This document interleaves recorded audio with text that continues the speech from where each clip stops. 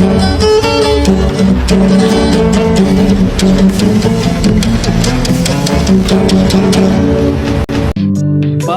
kanino ba ang batas na sinasabi nila? Para kanino ba ang batas na nilikha? Ang batas nga ba ay para sa lahat o para lamang sa mga taong maraming pera? Okay, magandang araw po sa inyong lahat. Muli, nandito na naman po yung lingkod, Epipanyo Labrador, dito po sa ating programang Reaction Movie Radako. At syempre sa ating papatuloy, binabati muna po natin ang ating minamahal na Pangulong Ferdinand Marcos Jr. Maging ating minamahal House Speaker Martin Romualdez, maging ating minamahal na First Lady Lisa Araneta Marcos.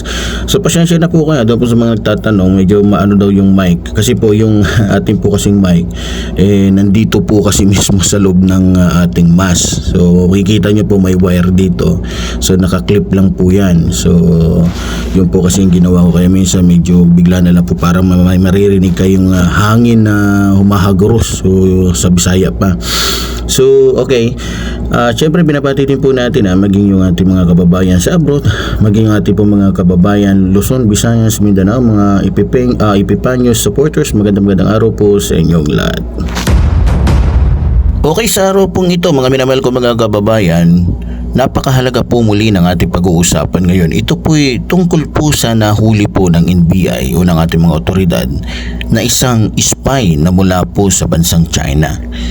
So bago po tayo magbigay ngayon ng anumang reaksyon at birada sa usapin pong ito, babasahin muna po natin yung balita. At dito po sa balitang babasahin po natin ngayon, nagsalita po dito o nagbigay po ng pahayag ito pong si Senador Tolentino.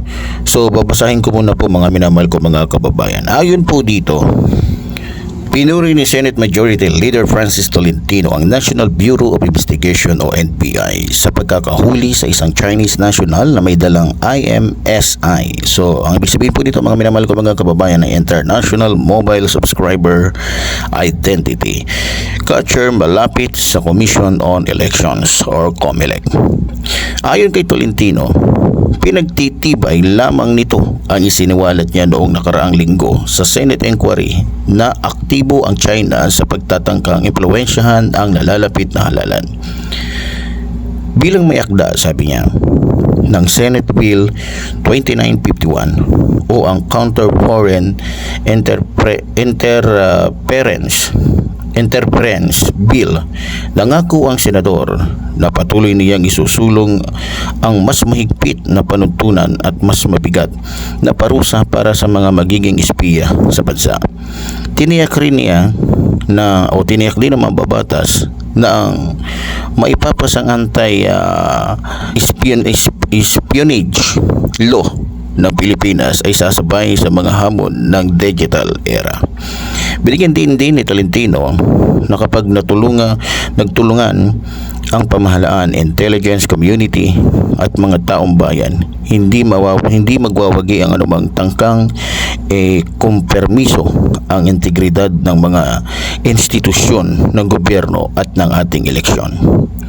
So sa mga hindi po nakakaalam mga minamahal ko mga kababayan, tama po yung sinabi po ng ating senador na itong mga nakarang linggo lamang po ay nagpahayag po itong si Senador Tolentino patungkol nga po sa ginagawa po ngayon ng bansang China na kung saan may plano po silang isabotahe yung magaganap na eleksyon para matiyak ang pagkapanalo po ng mga aso ni Duterte, lalong-lalo na po yung senatorial candidates nito po tinatawag nilang Duterte.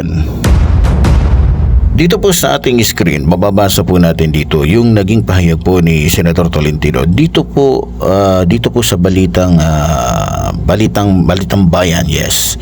So dito po, sabi po ni Senator Tolentino, bukod sa umano'y pakikialam sa 2025 midterm election sa Pilipinas ng bansang China, sinabi ni Senate Majority Leader Francis Tolentino na napasok na ng mga espiya ng China ang mga ahensya ng gobyerno at baka may assistant secretary na ang ranggo. Okay, tuloy po natin. Sa lahat ng sektor, si Senator Tolentino po ang nagpapayag dito ha. Sabi niya, sa lahat ng sektor ay may nakabaon na sleeper cells. Hindi natin alam ang extent. So hayaan natin ang security official ang mag-elaborate. Pero talagang nakakagulat pahayag ni Tolentino sa Saturday News Forum. So tuloy po natin. Kahit sa ibang ahensya ng pamahalaan ay meron silang nakabaon na espiya, maging sa malalaking ahensya. Ayon pa ito kay Senator Tolentino, baka yung iba na-promote na, hindi lang as division chief, baka director pa o baka assistant secretary level na matagal nang nagtatrabaho. So, ang ibig sabihin niya po dito, matagal nang nagtatrabaho sa ahensya ng ating gobyerno. Dagdag pa ng senador. O, ayon po kay Senador Tolentino. Una rito, sinabi ni Tolentino na mas matindi ngayon ang ginagawang pag-iispiya o ispiya ng China sa Pilipinas.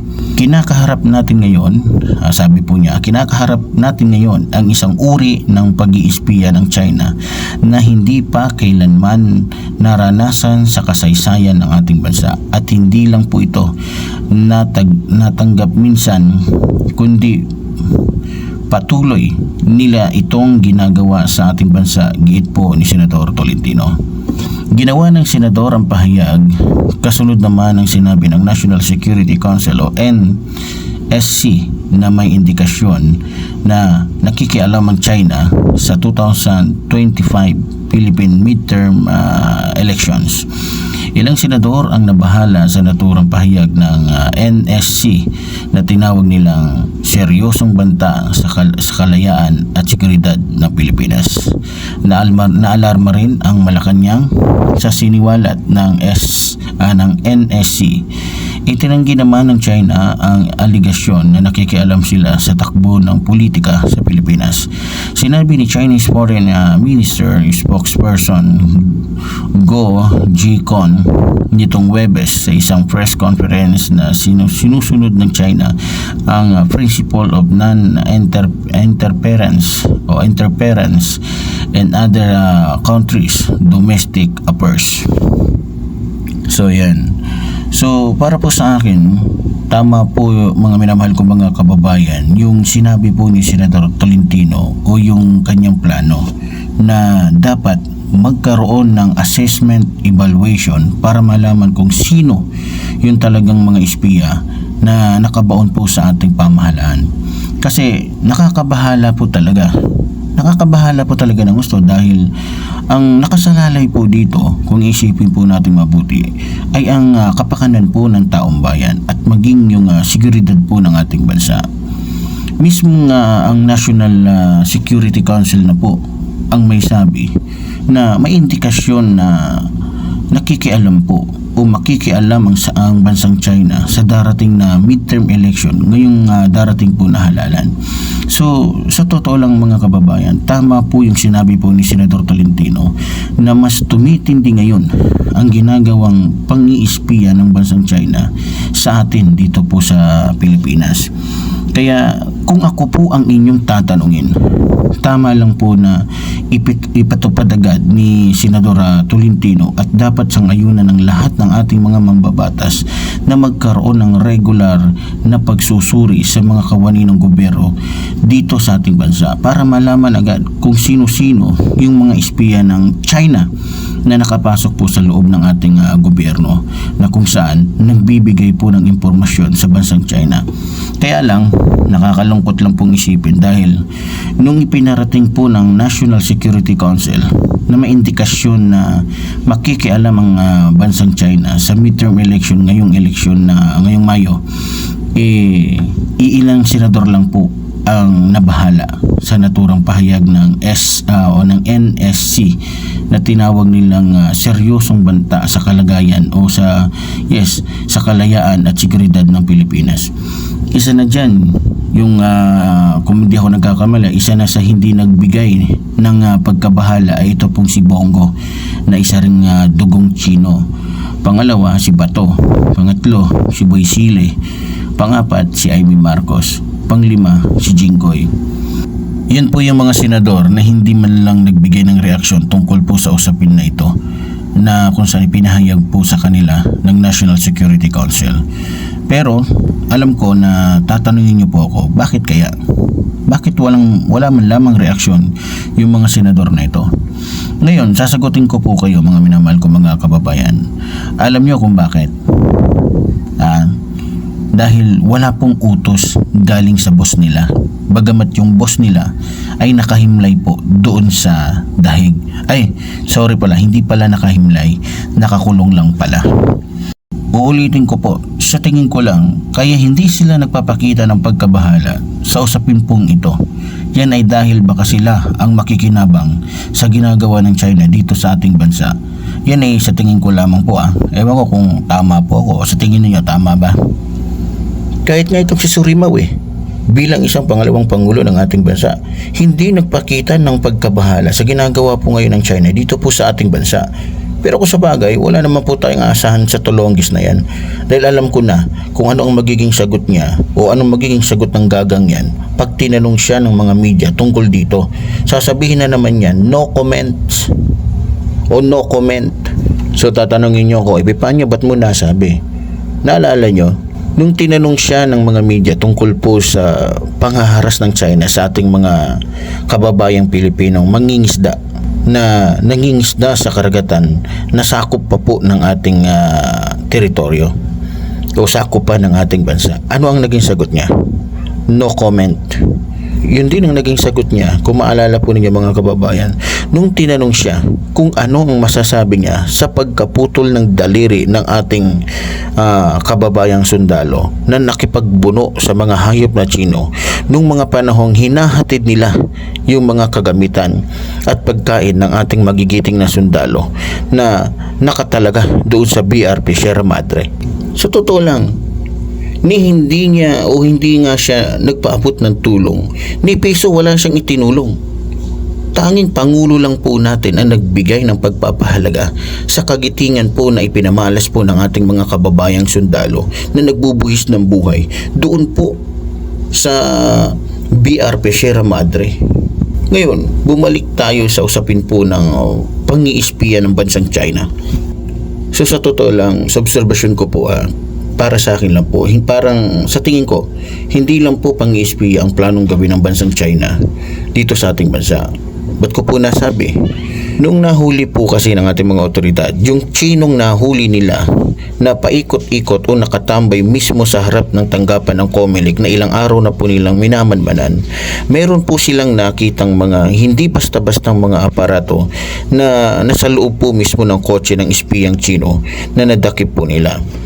Na kung hindi po ako nagkakamali, mga minamahal kong mga kababayan, ito'y tinatawag na IMSI, na kung saan ang ibig sabihin po nito ay International Mobile Subscriber Identity, na kung saan po mga minamahal kong mga kababayan, yung aparato pong ito ay may kakayahan pong makasagap ng kahit anong impormasyon mula sa anumang uri ng gadget, o may kakayahan po itong magnakaw ng impormasyon mula po sa ating mga gadget, lalong-lalo na kung malapit ka sa aparatong ito.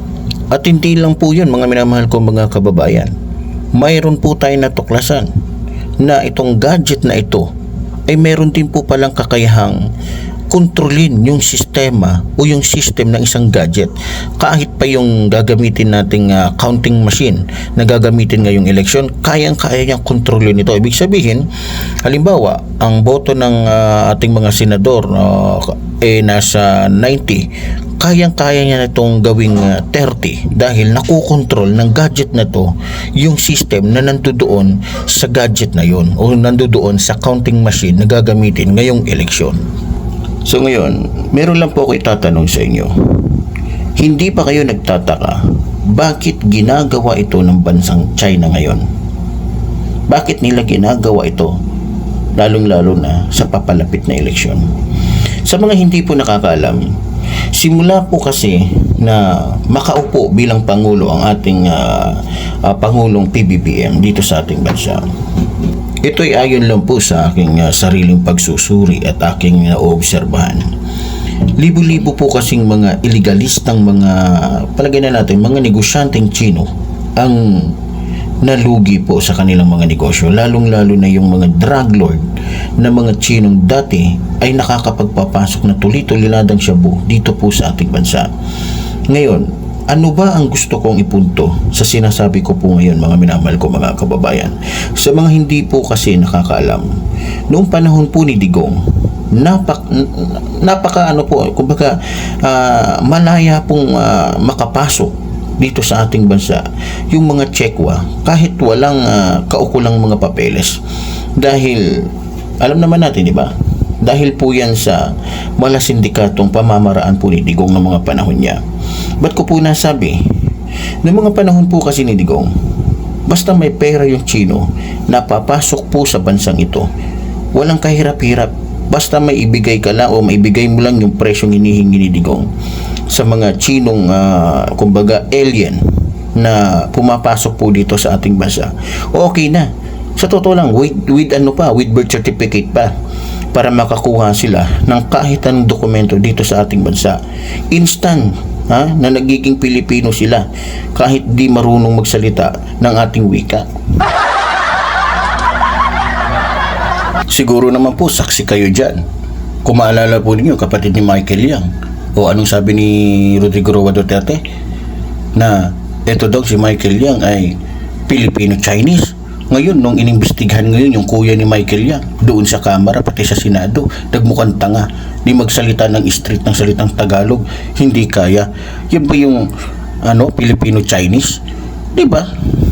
So, maliban dyan, eto pa, para po sa kalaman ng lahat, kung maalala po niyo, kahit pa nga yung mga bantugan ng mga wanted sa bansang China, kapalit lamang po ng milyong-milyong halaga ng pera, parang parang balikbayan lang po kung pumasok sila dito sa ating bansa. Yes, totoo po yan. Pag pumasok sila dito, parang akala mo hindi mga pusakal ng mga kriminal doon sa bansa nila. Sa totoo lang, pati po yung mga most wanted doon sa bansang China, o doon sa sarili nilang bansa, pag nakapasok dito, parang mga balikbayan lang. Nakakapasok sila kahit sila po ay naka-red tag. Pero alam naman natin, di ba, tulad nga po ng sinabi ko, dahil malasindikato nga, di ba? So, syempre, pag nakapasok yung mga yon, wanted doon sa kanila, pag pumasok dito, ligtas na sila. Bakit? Tulad nga ng sinabi ko, basta ibigyan mo lang ng pera si Duterte with the birth certificate. With birth certificate ang binibigay ni Duterte. Para nang sa ganun, kung gusto din nilang magkaroon ng negosyo, makakapagnegosyo sila. At pangalawa, makukover nila yung pangalan nila. Ganun katindi, ganun ginamit ni Digong yung kanyang kapangyarihan noon para lamang po maintindihan ng ating mga kababayan ngayon. At hindi lamang po yan, mga minamahal ko mga kababayan. Alam ko hindi po lingid sa inyong mga kaalaman na nung panahon po ni Digong, nung siya pa ang Pangulo ng ating bansa, malaya pong nakakapasok yung tuli-tulinadang shabu dito sa ating bansa na dumadaan po sa mga pantalan ng ating bansa. Gamit po yung kapangyarihan ng isang Chino na binigyan ng kapangyarihan ni Digong. Nahuhulaan niyo ba kung sino yung sinasabi ko o tinutukoy ko? Sa mga hindi nakakalam, siya lang naman po si Michael Yang. Si Michael Yang na bagamat pure Chino o Chinese, naging economic advisor po ng isang Pilipinong Pangulo ng ating bansa, na kung saan kung titignan po natin, bawal po yun. Hindi pwedeng magkaroon ng kahit anong posisyon yung hindi Pilipino o yung hindi pinanganak sa bansang ito. Pero binaboy ni Rodrigo Roa Duterte yung batas na pinatutupad dito sa ating bansa. At hindi lang po yun. Kung maalala po ninyo, noong mga panahon po ni Digong, malayang-malaya po yung mga iligalistang negosyanteng Chino na nagpapapasok po dito sa ating bansa o nagpapapasok na kanilang mga tinda na matatawag po talaga nating smuggle.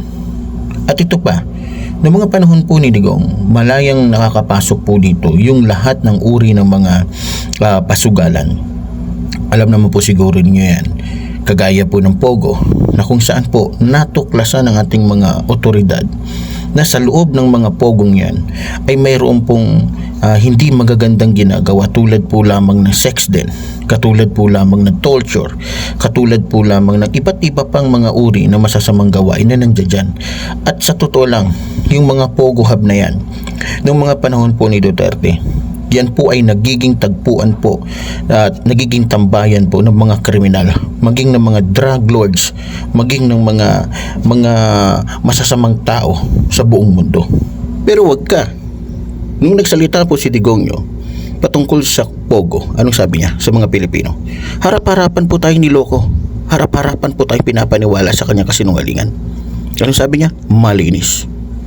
So para kay Digongyo, malinis yung ganung uri ng trabaho na mayroong torture, sex den, mayroong scam, mayroong hacker. So, naniwala ang mga Pilipino.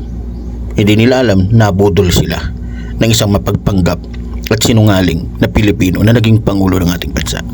Pero ganoon pa man, salamat po sa Diyos dahil lahat po iyon ay naglaho. Isa-isang nawala na mga panahon po na ang ating Pangulo na po ang naging Pangulo po ng ating bansa o umupo bilang Pangulo ng ating bansa. At maliban po doon, yung mga Chino na nandiyan po sa Pogo, isa-isa po o unti-unti pong pinadeport po ng ating mahal na Pangulo sapagkat hindi po maganda yung kanilang ginagawa dito po sa ating bansa na siya namang kinagalit po ng libu-libong mga Chino sa ating mahal na Pangulo. Kasi, di ba, pinadeport sila. Normal yun, magagalit sila sa ating mahal na Pangulo. Pero yung ginawa ng ating mahal na Pangulo, ayan po ay para sa kaligtasan ng mga Pilipino o para po sa seguridad ng ating bansa. Ngayon, paano ko po nasabi? Halatang halata naman po, obvious po. Nagiging taguan tayo ng mga kriminal, nagiging tambakan tayo ng mga iligalista sa bansang ito. Pero tayo, hindi tayo nakakagawa sa bansa nila ng mga ganong klaseng bagay. Pero dito, binababoy nila ang bansang ito, niyuyurak nila, tinatapakan nila, winawalang yan nila. Kaya para sa akin, bilang isang Pilipino na may pagmamahal sa bansang ito o may malasakit sa bansang ito, tama na ang ginawa ng ating mahal na Pangulo. Kasi kung yung time na to ay time ng tatay ng ating mahal na Pangulo, ang pinakamababang sintensya ng mga Chinong yan, hindi deport, kundi bitay. Maniwala kayo sa akin, kung itong panahon na to ay panahon ni Pangulong Ferdinand Marcos Sr., pati yan si Duterte, lahat yan, si Bato, si Bongo, lahat sila na may kinalaman sa pagpapapasok ng mga Chino dito o ng mga iligalista, pati ng mga drug lords ng mga Chino sa bansang ito, lahat yan ipapabita yan ni Pangulong Ferdinand Marcos Sr. May sinampulan na po dati, kung maalala ninyo, may nakapasok dito sa bansa natin na drug lords o drug lord na Chino. Binitay, i-search nyo, pinabitay ni Pangulong Ferdinand Marcos Sr.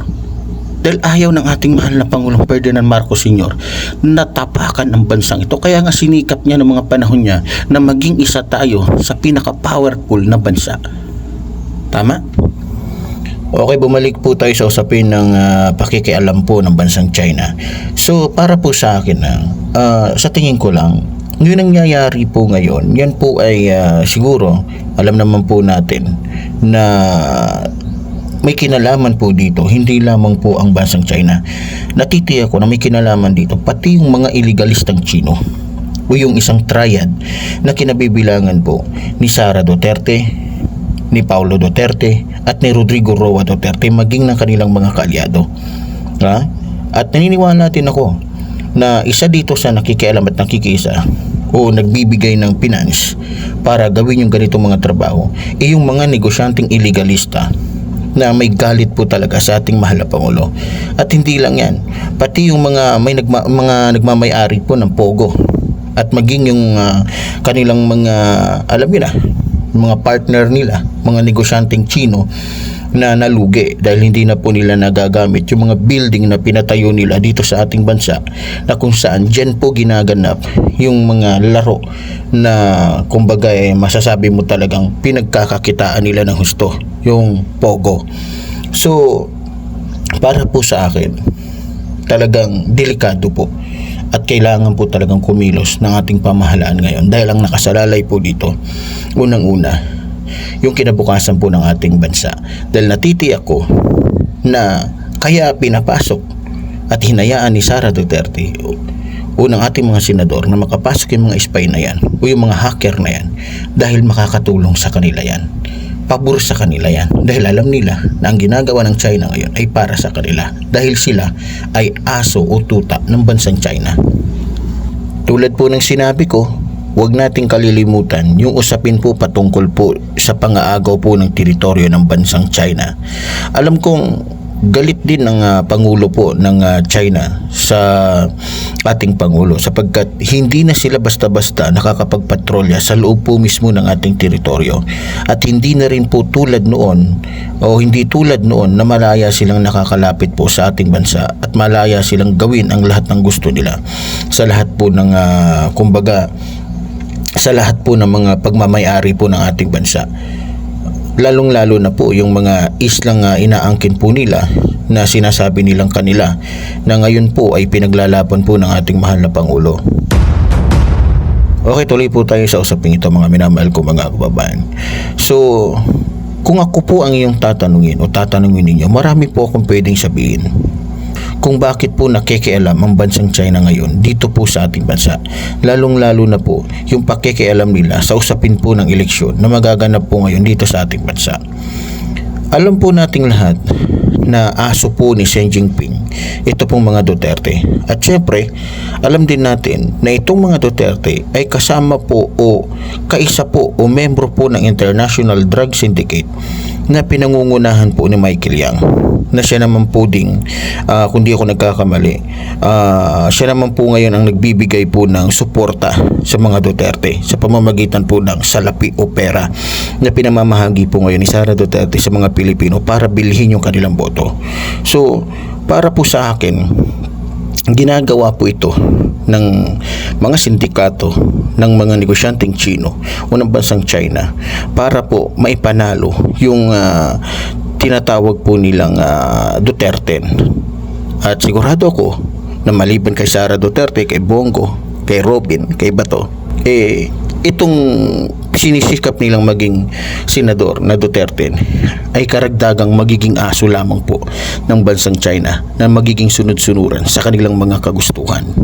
Sa totoo lang, napakahirap po ng labanan ngayon sapagkat kakampi po ng mga Duterte yung mga sindikato, illegalista, maging yung mga nagmamayari po ng mga naglalakihang pasugalan katulad po ng Pogo. Sa nakikita ko po, sinisikap po ng bansang China na maipanalo yung mga tao ng mga Duterte para nang sa ganun may pagpatuloy yung secret agreement na pinag-usapan ni Duterte at ni Xi Jinping na kung saan magiging malaya ang bansang China sa pananakop sa mga lupain o sa mga teritoryo na pagmamayari po ng ating bansa.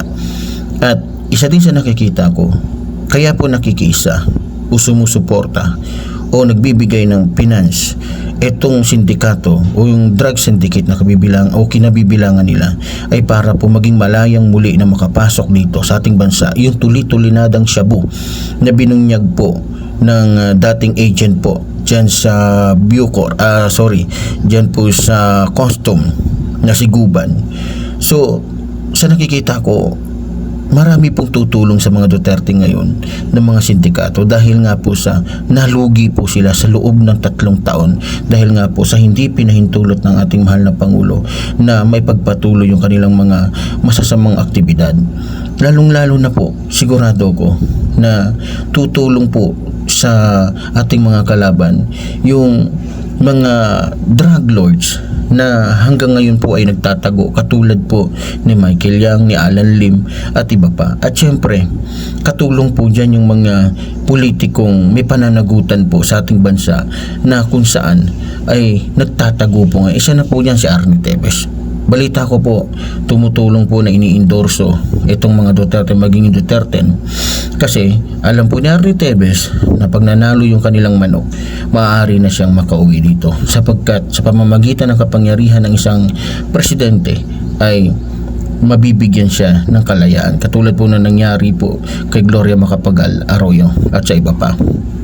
So, napakahirap po. Kaya alam ko na itong mga spy na ito, itong mga hacker na to, ay may kinalaman po dito si Sara Duterte. Dahil hindi naman po basta-basta papasok yan dyan kung wala pong mga koneksyon yan sa ating gobyerno. At lalong hindi naman po ang ating mahal na Pangulo ang gagawa niyan, dahil kalaban po niya ang bansang China ngayon, kalaban niya yung mga spy, sapagkat yan po ang lumilika ng kaguluhan o pagkabahabahagi dito po sa ating bansa, at sila po ay nananakop unti-unti na dito sa ating bansa. So kabilang pa nga sa sinasabi po ni Tolentino o ni Senador Tolentino, yung sa totoo lang ako sasabihin ko sa inyo, hindi lang po mga trabahante ang nakapasok na dito sa ating bansa bilang espiya. May mga politiko na po na ngayon po ay gobernador na, yung iba mayor na, yung iba congressman pa nga. So dapat po mas palalimin pa po ng ating gobyerno yung pag-iimbestiga tungkol po sa status o pagkatao ng mga Chinong yan. Kasi masyado na po tayong binababoy, masyado na po tayong kumbaga ginagawang tanga. So yung mga Pilipino naman, mabigyan lang ng pera, hindi nila alam Chino yung nagbibigay sa kanila, okay lang sa kanila. No, tignan nyo yung nangyari dyan sa Samar, tignan nyo yung mga tan, diba? Ilang taon na namamayagpag yung mga tan dyan sa Samar. Tingnan nyo yung kalsada. Tingnan nyo. Halos hindi madaanan ng kalabaw yung kalsada ng Katbalogan papunta ng Tacloban. Dahil tan ang gobernador dyan. Tan ang congressman dyan. Tan ang mayor dyan. Halos tan na. Hindi po Pilipino yung mga hayop na yan. Yung mga siraulong yan, hindi po mga Pilipino yung mga walang yayan. Yan po ay mga dayuhan lamang dito po sa ating bansa. Marami pa po. Marami pa po sa bansa natin dito na mga Chinese. Pero mga gobernador, mayor, kaya nga ang liit ang tingin nila sa atin. Bakit? Sa pamamagitan ng pera nila, nagiging opisyal sila ng ating bansa. Samantalang yung mga Pilipinong totoong taga dito ay nagiging aso, nagiging tuta, nagiging tapakan lamang ng kanilang mga paa. Kaya nga sa mga Pilipino, dapat buksan po natin ating mga isipan. Huwag po tayong magpadala sa pera na binibigay ng mga taong hindi naman taga dito o mga taong dayuhan lamang dito sa ating bansa. Tingnan po natin kung yan ba ay totoong Pilipino o hindi. Tingnan po natin kung sila ba may totoong malasakit sa ating bansa. So, ngayon bago po tayo magtapos, although napakalalim po ng ating pinag-uusapan ngayon, gusto ko na pong ipaabot sa ating mga kababayan, maging mais po tayo. At huwag po nating iboto lahat po ng kaalyado ng ating mga kalaban, sapagkat sila po ay magiging tuta lamang, magiging aso, magiging sunod-sunuran lamang sa kagustuhan ng isang bansa o ng isang bansa na nananakop po sa atin ngayon na walang iba kundi ang bansang China. Kaya muli po tulad ko ang sinasabi ng lingkod, mabuhay po ang ating ng bayan, mabuhay po ng nagmamahal sa ating ng bayan. Maraming salamat po.